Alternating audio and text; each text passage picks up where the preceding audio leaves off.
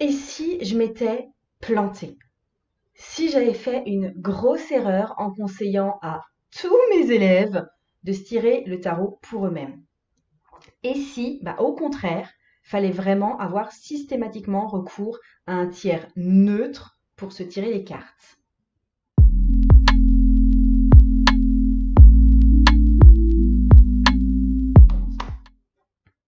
Ça, c'est une question qu'on me pose parfois, sous les vidéos que je mets sous YouTube par exemple, ou dans les formations que je propose.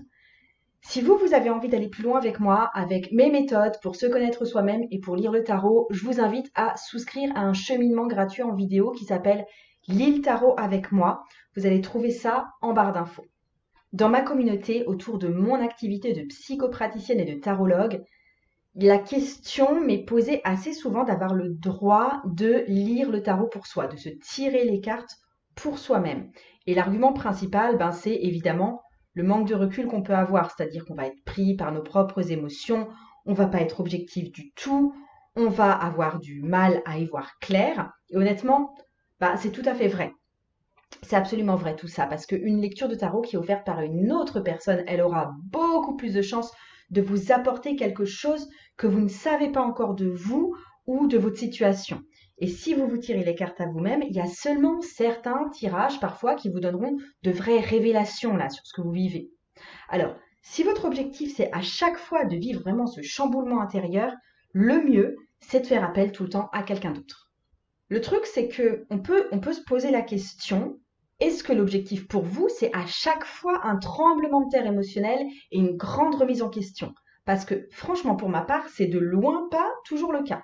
Moi, mes objectifs, quand je me tire le tarot pour moi, parce que c'est ce que je fais, figurez-vous, mon objectif numéro un, c'est de changer peu à peu mon énergie grâce justement à ce contact régulier avec le tarot.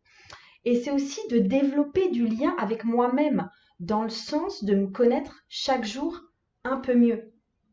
Après, je vous mens pas, hein, je suis comme tout le monde, hein. Moi aussi, j'adore les grandes révélations, puis j'aime bien être rassurée, j'aime bien honnêtement être prise en charge, qu'on me lise le tarot.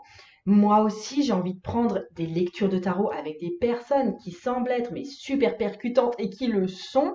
Et vraiment, ça m'arrive de temps en temps, hein. Je me fais tirer le tarot par d'autres personnes. C'est pas parce qu'on se tire le tarot pour soi qu'on ne peut pas se le faire lire par d'autres personnes également. Et ouais, moi aussi, je me suis demandé si ce travail personnel, juste personnel, avec les cartes de tarot, c'était pas en fin de compte complètement inutile. Par contre, ce que j'ai découvert en parlant à des personnes qui faisaient que recevoir des lectures de tarot par d'autres personnes, donc c'est-à-dire qui ne se lisaient pas le tarot pour elles-mêmes, qui, si elles connaissaient le tarot, elles allaient éventuellement le lire pour d'autres personnes, mais elles ne le lisaient jamais pour elles parce que ça ne se faisait pas. Eh ben, j'ai découvert que la plupart d'entre elles, elles ont quand même une connaissance d'elles qui est plus limitée, honnêtement, que ce que moi je peux avoir. Souvent aussi, elles sont moins autonomes dans leurs explorations d'elles-mêmes. Finalement, je trouve aussi qu'elles ont moins confiance en elles en général et en leur ressenti aussi des fois, mais vraiment, il y a un manque de confiance en elles.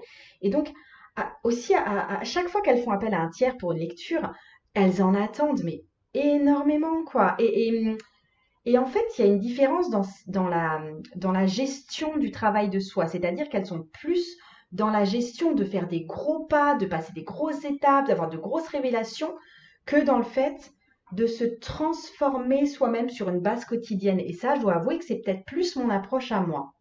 Et bref, moi j'ai compris que derrière cette espèce d'interdiction, il y avait surtout une restriction. Et moi, j'ai pas envie de fonctionner en restriction.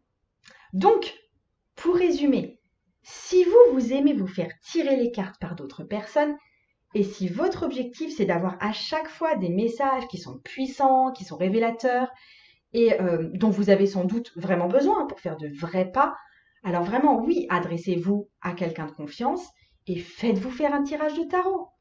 Mais par contre, si c'est pas grave pour vous d'avoir parfois des messages qui viennent juste confirmer ce que vous savez déjà ou qui viennent juste apporter, vous savez, une petite touche en plus, une petite nuance en plus, si ce qui vous intéresse c'est de développer une relation intime avec votre jeu de tarot, si vous avez envie de vous faire impacter sur une base régulière par les messages de tarot, alors ouais, c'est peut-être une erreur de se priver de lecture de tarot de vous à vous, en fait. Alors évidemment, hein, c'est pas parce que vous vous tirez les cartes que vous allez forcément transformer votre vie du jour au lendemain. Parce que transformer sa propre vie, ça demande des objectifs clairs, ça demande une très bonne connaissance de soi.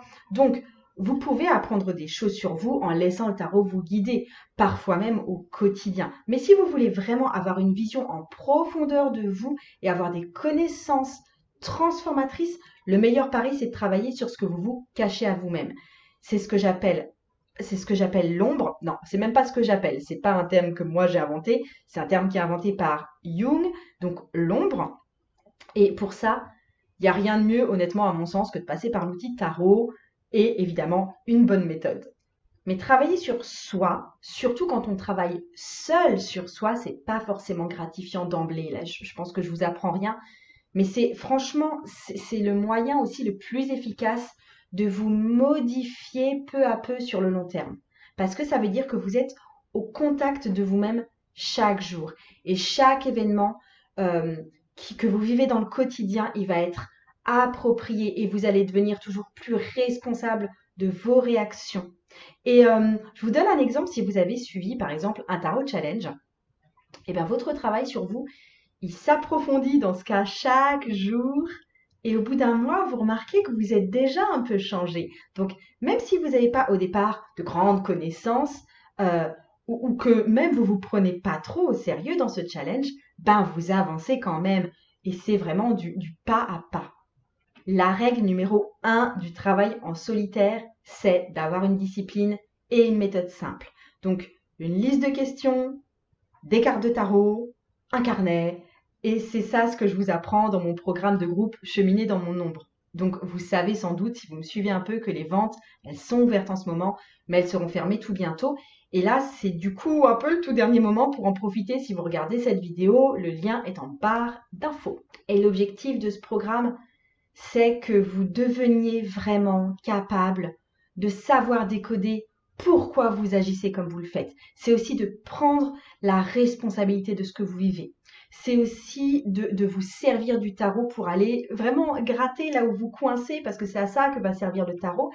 C'est aussi de comprendre pourquoi vous jugez les personnes ou les événements comme vous le faites actuellement. C'est aussi de voir en quoi ce que vous vous cachiez auparavant à vous-même, ça peut devenir franchement une super marque de votre personnalité, ça peut vraiment devenir quelque chose de fondateur chez vous. Et c'est aussi pour que vous deveniez capable d'être chaque jour un peu plus fier de qui vous êtes. Donc les ventes s'arrêtent le 7 mars et je vous embrasse.